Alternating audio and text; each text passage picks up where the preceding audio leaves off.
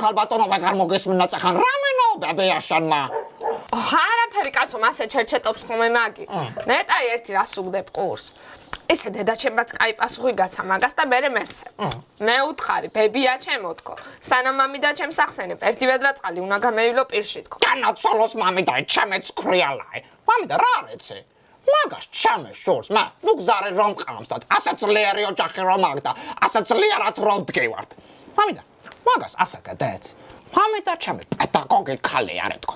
ემან პასუხი თუ გაგცა წარედ და გამახსოვდება იცოდე თქო კაი მამიდა ნერვიულობ აგერ არ ვან მე ჩემეც ქრიალაი ჩემე მამიდა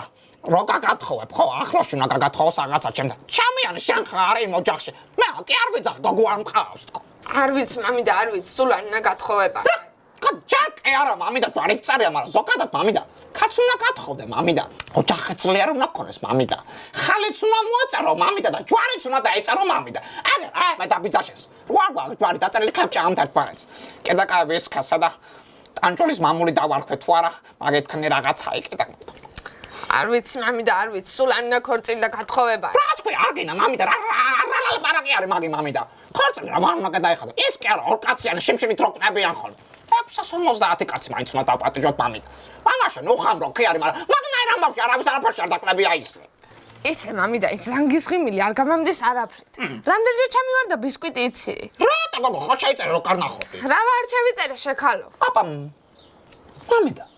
რო აკათავდი ოთახში ხო არავინ ჩამოსულა მამიდა აპა შამევიდა